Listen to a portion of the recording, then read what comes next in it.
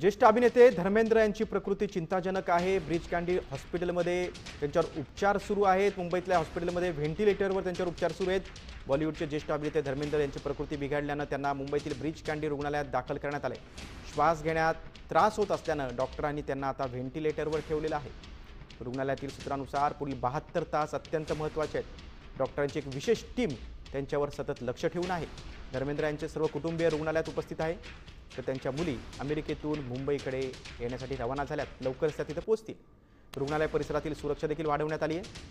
दरम्यान चाहते तसंच चित्रपटसृष्टीतील कलाकार धर्मेंद्रांना लवकर बरं होण्यासाठी प्रार्थना करतात।